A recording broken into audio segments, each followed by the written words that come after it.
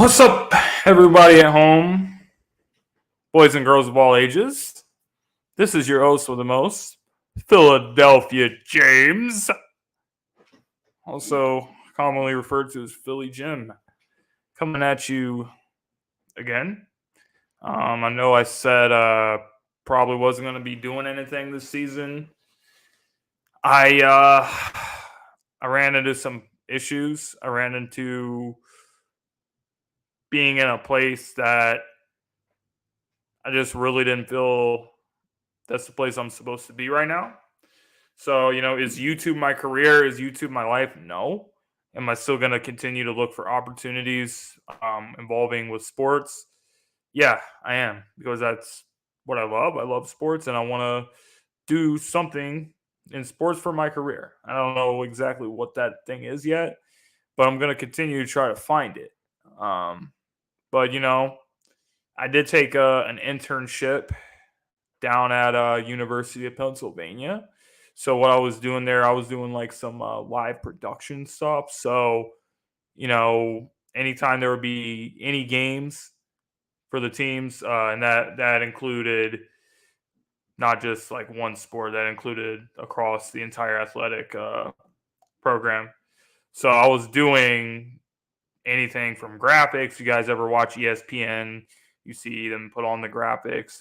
You see them put them on with the stuff. I don't know how to describe it, but when you're watching a game, you see like, oh, Kirk Cousins is 1 in 46 on Monday Night Football or whatever, and they show it on the screen. That's the kind of stuff I learned how to do. That I learned how to operate cameras. I did sideline camera. I did all sorts of camera work. I did replay anytime the officials need to like see a play and show it back. I also learned how to do that. So, yeah, was it cool that I was learning like a lot of things? Yeah, it was. It was really cool actually. But that's not why I went there. I went there because I wanted to get better. And I wanted to take myself from one level that I was at and then take myself to a new level so I can say, yes, I'm in a place that I'm supposed to be. I'm climbing and I'm progressing and I'm getting to the place that I really want to go to. When I was there, even though I was learning a lot of new things, it wasn't really getting me to the place that I want to be at. So I haven't found the place that's going to do that for me yet. And I'm going to continue to look for it. I'm not going to stop looking for it. But, as far as doing a podcast, doing, a couple videos a week or whatever, I think I will go back to doing that because that's what I like to do. That's what I like to do for fun. And no, as I said in the beginning, YouTube is not my life. YouTube is not my career. I do not make any sort of real income off of YouTube. And I don't really want to. It's not really my interest. But as far as all this stuff, I got to find the path that I got to go to. And I got to be in the right place, in the right situation so I can get better and, progress how I want to. So, if I had to put it in a short term, I would say I went there and I was hitting the ceiling. I was hitting the ceiling and there was nothing beyond it. It was just there was no way to raise the ceiling. And that's what I want to do. I want to raise the ceiling of myself. I want to get better myself in every way possible. And I wasn't. The opportunity wasn't really presenting itself for that. So that is why I decided to leave, and I'm going to go back to doing my thing over here. So let's read some comments now. Holy crap. We have a lot of fucking comments to get to. So what's going on, Randy? What's going on, bro? It's nice to see you in here. Also like the new profile picture. That's definitely interesting. My man Joey Shakes. I was actually trying to text you, but for some reason my phone would not let me text you. I wanted to, because I knew you're going to the home opener. I wanted to see how you're doing. Glad to see you've been doing good, bro. Yes, man. It's been pretty tough, honestly, but we'll figure our way through the stuff. And you know what? We're just gonna try to forget everything and try to just have a little bit of fun. Joey Shakes is the OG of OGs, I guess.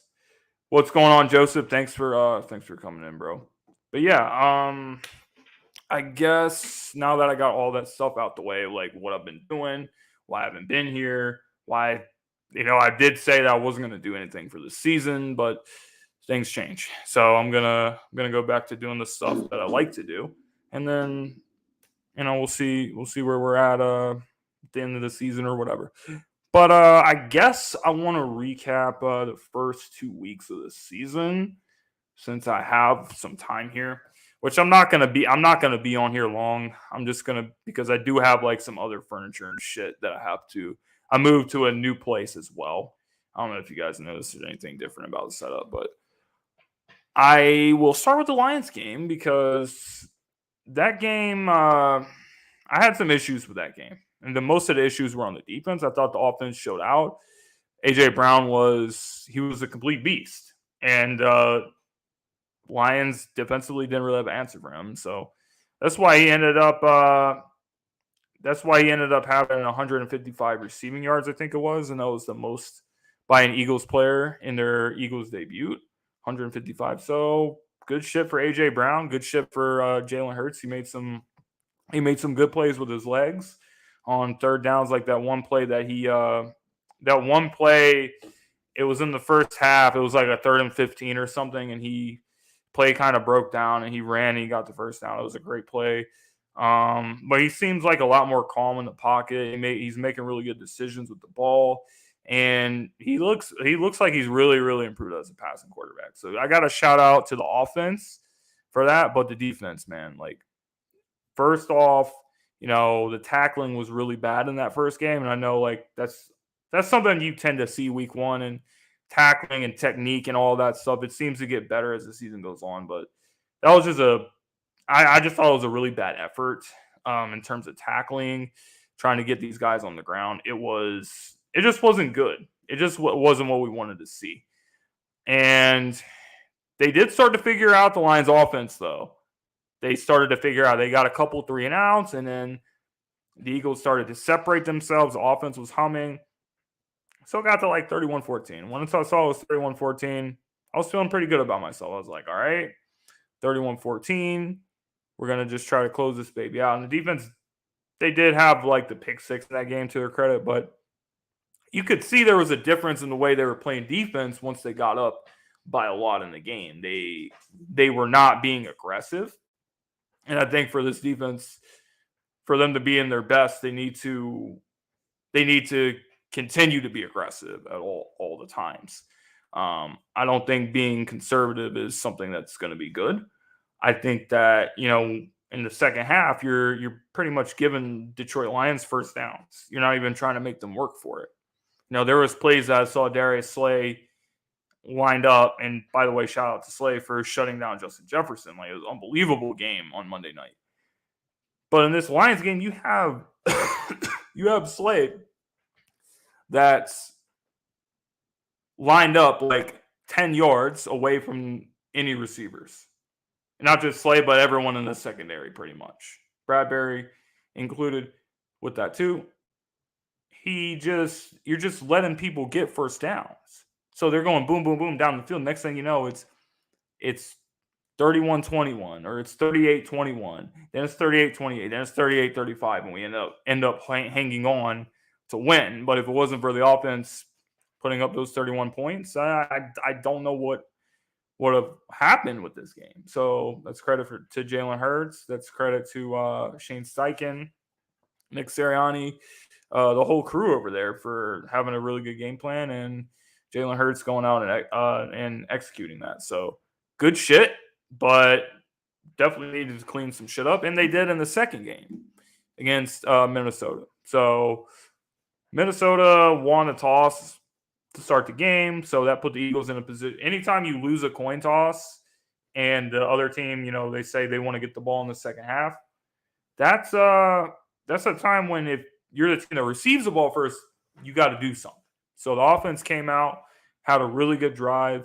Jalen Hurts with those 2 rushing touchdowns, man. The second one, I got to say, man, this man's a beast. Like, I don't think people give Jalen enough credit because this dude is just really, really strong. I know that I've been seeing a lot of people comparing with Jalen with Lamar Jackson. And I like Lamar Jackson. I think he's a great player, one of the best players in the league. But there's definitely a difference between the two of them and the styles and what they bring to the table. Lamar he's very, very fast. Like, if this guy makes one guy miss, nobody's going to catch him. He's going to outrun your whole defense. Jalen, I don't think, can outrun an entire defense, but the thing that's different about Jalen and Lamar is if Lamar has like 3-4 guys tackling him, he's definitely going down. Like, he's definitely not going to break tackles and like carry 4 guys into the end zone and score a touchdown like what we saw Jalen doing. So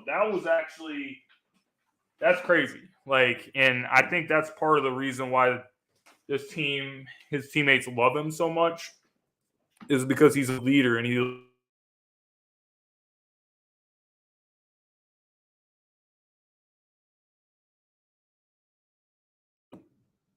Sorry, I muted myself. I had to plug in the laptop charger.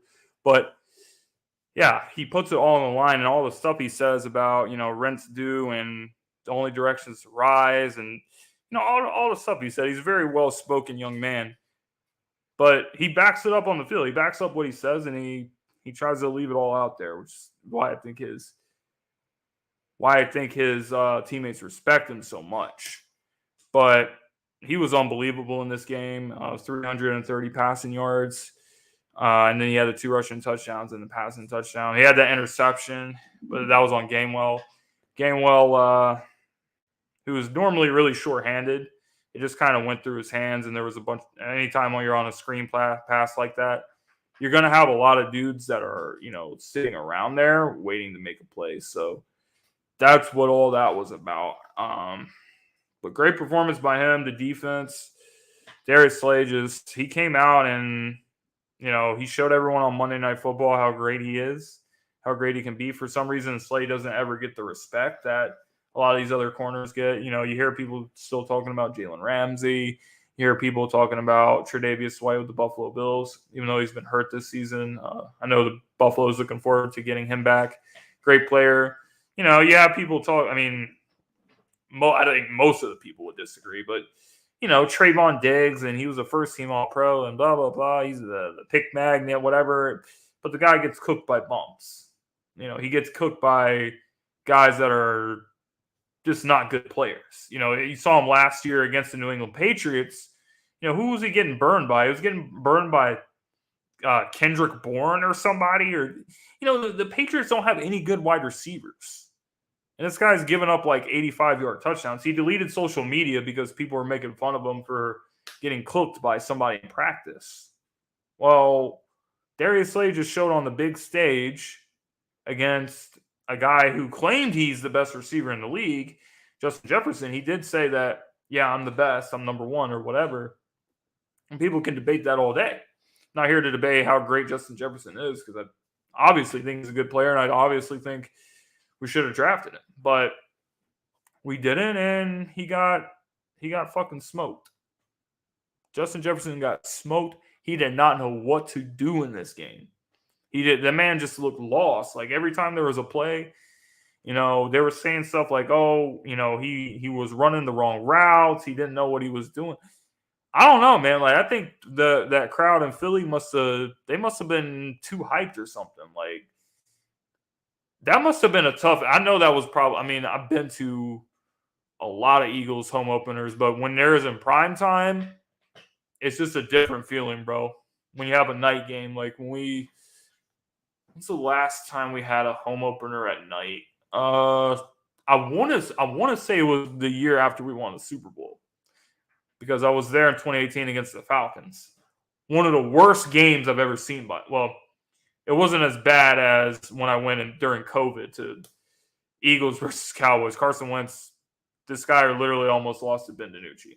That was embarrassing. But that was like a terrible game, actually. Or it was a really ugly, low-scoring game. I think the Eagles won like 18-12 or something. But the fans were booing. Like, they were like, oh, what is this? We paid all this money and you guys suck. And then they ran the Philly special play, and then Nick Foles caught the ball for like a first down. The whole like energy just went like crazy. So I know what the link is like during prime time, and I know it was crazy out there, especially for home opener. So I think the crowd had an impact on Justin Jefferson a little bit. But Darius Slay was just shutting this dude down. Like he should have had 4 picks in this game. And I'm pretty sure Slay had 4 picks for the whole season last year. He's already got 2 on the season. So Slay's in line for a big season. I think he has a chip on his shoulder. I think he's trying to prove in these big games, and the Eagles do have a lot of primetime games this year. I think he wants to show as much as possible anytime there's a marquee matchup against, like these top tier wide receivers. Yeah, he's trying to show like he can shut any of these dudes down. We're going to be playing Terry McLaurin this week. Really good receiver. They have Jahan Dotson.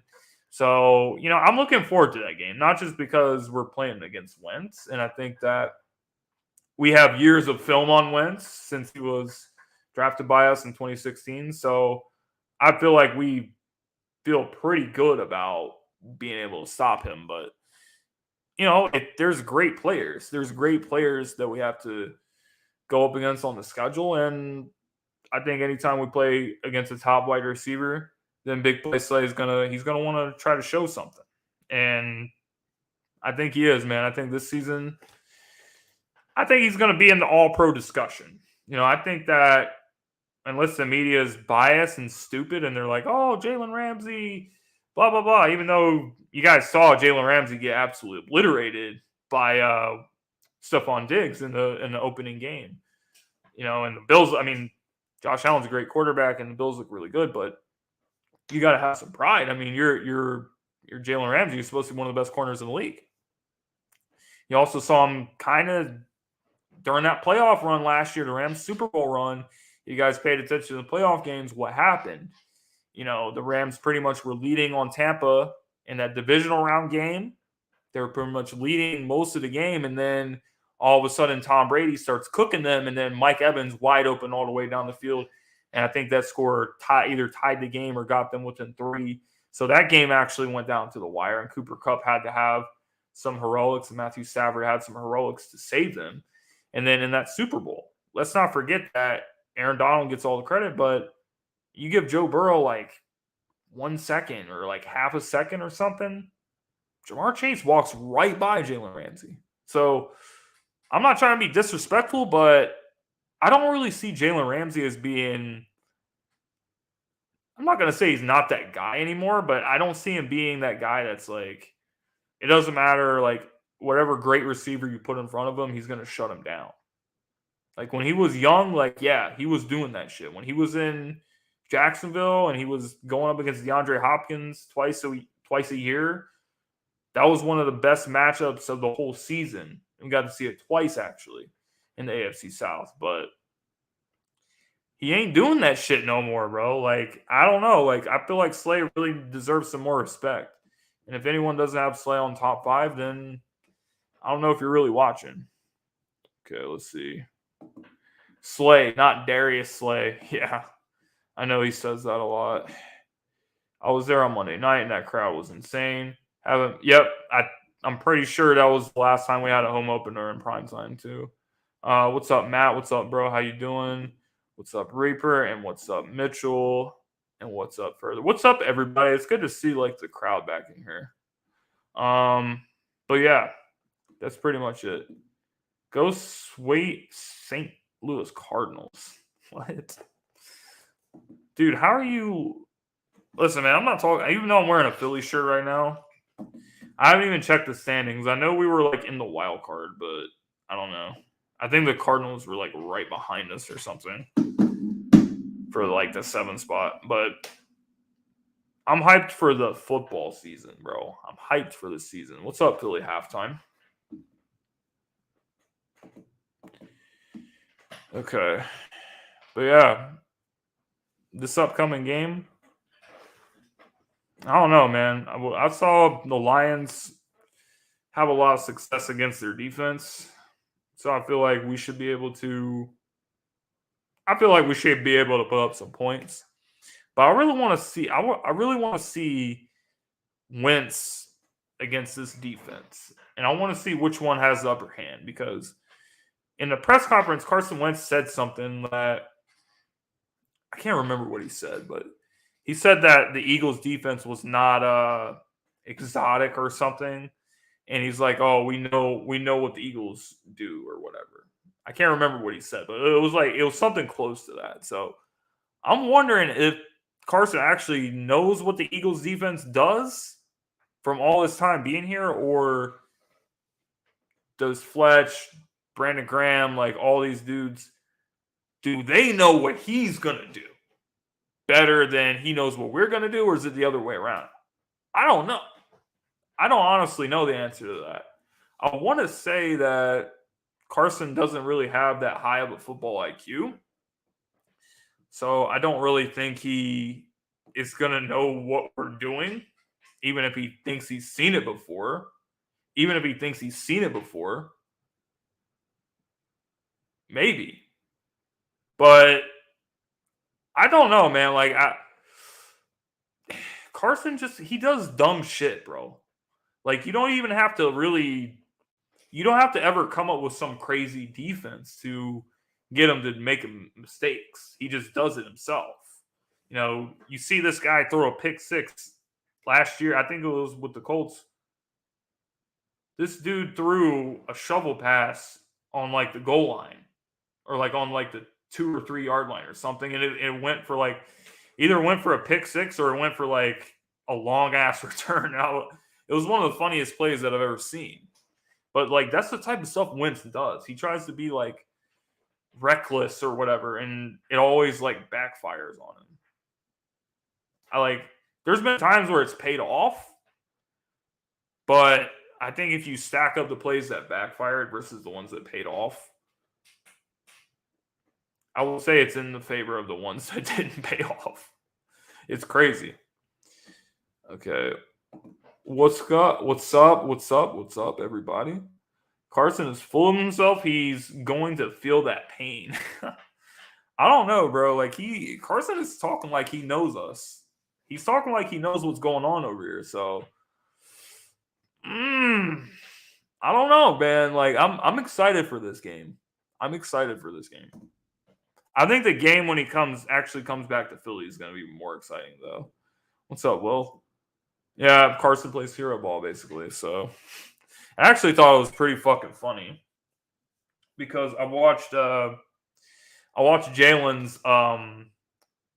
press conference from the other day. I watched Carson's and I watched Jalen's because I wanted to see, because I knew the people in Washington were going to ask Carson about us, and I knew that they were going to also ask Jalen about us. So I wanted to see like what kind of questions they asked.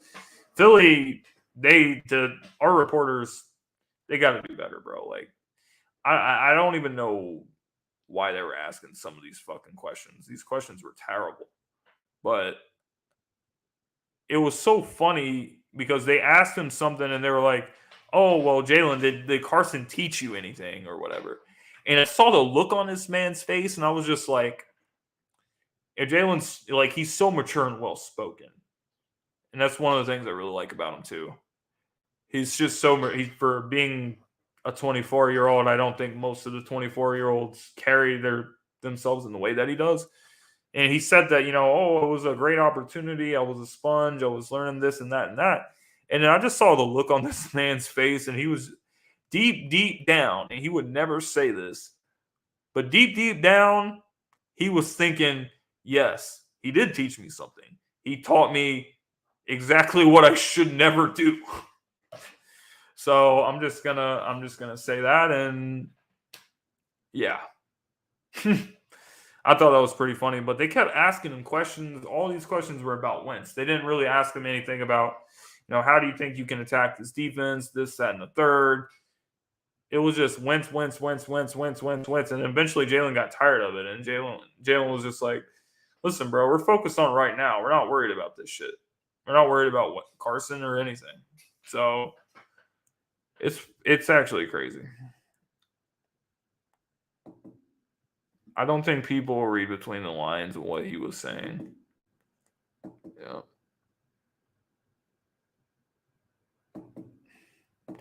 Yeah, I mean, I don't know why they're asking him if he's texting stuff about Wentz. Like, no, like obviously they weren't friends. I mean, they weren't friends. They weren't buddies. Carson wasn't trying to help him out. Carson was intimidated by him, and that's actually part of the reason why Carson had such a bad season that year. You took a dude in the second round right after, like Carson. This dude he lost it. He completely lost it. When Nick won the Super Bowl, for one, that clearly messed him up.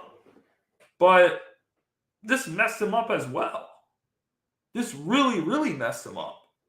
He saw they took a young dude in the second round right after, like, it was only like a year. It was only like a year, I think, after giving him that extension that they gave him. So I'm just sitting here like, this dude is straight up intimidated right now by Jalen. And even when Jalen was playing with that really bad team as a rookie quarterback, he still provided a spark. Like, the offense was stagnant. They couldn't move the ball. They couldn't do anything. When Jalen came in there, they were doing stuff. They beat the Saints. The Saints had, like, what, a 10-game winning streak? And they beat the Saints. The Saints didn't know what they were handling. You know? So, I don't know, fam. Like, Carson, he's just too soft. People talk about Wentz like he's an ex-GF. Well, I mean, we're actually playing him this week, so we actually have a reason to be saying stuff. As far as Carson, I've already said where I stand with him, and I don't really have time to talk about him anymore. I'm glad that we have Jalen. I'm glad that Jalen is getting better, and Jalen's going to come into his own this year, and he's going to become a franchise quarterback. So I'm looking forward to it for real. Like that game we saw the other night, I think that's just the beginning. I think Jalen's just going to keep getting better as the season goes on. If you read between the lines of what he's saying, he is so inviting to people because he wasn't not welcomed. I got you. Carson's a punk. You know, I don't know. As far as Carson, like, I think that he's an A+ talent. A+ talent. Like, if you look at what he can do versus what he actually does, it's two different things. He checks the boxes with his measurables. He's 6'5", he's 240 pounds. He can move a little bit. He's got a strong arm. You know, when you look at all those things, those are the things people are like, oh, you know, that guy could be a really good quarterback. 6'5", 240, strong arm, can move. But it's the other things that hold him back. And it's the fact that this dude just thinks he's too much of the shit to get better. You know, that's the difference between him and Jalen. Jalen got exposed against the Tampa Bay defense. Looked terrible. And you had the defense coordinator on the sideline screaming that he can't read and stuff. And everybody saw that. So he had to take a look in the mirror and say, listen, I got to get better. And he's gotten better. But when Carson was here, the whole time Carson was here, he was never working out with Tom House. He was never working with his mechanics. He was never working on the things he needed to get better at. He was never trying to get better at getting rid of the ball, making good decisions. This guy was holding the ball and trying to make a hero play every play. Carson needed to learn how. The problem with Carson is he never learned how to be like that methodical type of quarterback. We've even seen Patrick Mahomes evolve into that because Patrick Mahomes has been like the Steph Curry of the NFL. And this guy just makes plays and throws and sidearm this and all these crazy type of plays. But now we were kind of seeing Patrick Mahomes evolve into a different type of quarterback where he can still do that, but he can be real methodical. If you're playing all this soft coverage, you know, he'll just be surgical and go boom, boom, boom, boom, boom down the field on you. Carson never learned how to do that. Carson's just like, oh, I want to do this and that and be, you know, the guy and make big, crazy plays. That's not how this game works. You're not always going to make those big, crazy plays. plays happen once in a while, yeah, and it's great when you're able to make them. But if you're not taking anything the defense gives you, that's where the problems start. And he never really figured that out and got better at it. He didn't get better at it with Indy, and I don't think he's going to get better at it with Washington either. So that's the problem with Carson is he has no really humility. He can't really admit, yeah, I need to work on this shit. I need to get better at this. I need to get better at this, that, and this. Jalen did. That's the difference. Eagles are going 3-0. I think there's a good chance we win this week too. I don't know what Carson. We need to stay focused and send pressure at Wentz. I mean, if we send pressure to Wentz, I think that bad things are going to happen to him. I'm more worried about Logan Thomas than Wentz. I don't know, bro. I feel good about our linebackers. I think our linebackers did really good. I think they'll keep. Yeah, I mean, TJ Edwards made a crucial pass breakup. I think it was on a third down. I like what I've seen from Kaiser White. I would love to see Nakobe Dean get in there and get some opportunities. But now, when I'm talking about this team, I'm most impressed. I'm really impressed with the linebackers, man. I can't even say. I'm not worried about somebody getting cooked. You saw the Eagles were sending a lot of blitzes at Kirk Cousins the other night. But when that happens, usually the way how teams adjust to getting blitzed a lot is they'll do like a bunch of screen passes. They'll do a bunch of stuff like that. So they were trying to get the ball to Dalvin Cook and stuff, and the Eagles were just all over it. Every time they ran a screen to him or Madison, then they were just straight up shutting it down. There wasn't that much the Vikings could do on offense. So that's what you got to do. If they're going to go to that screen game because we're sending all these blitzes at Wentz, then yeah, I think we got the linebackers and the horses to make shit happen. Okay.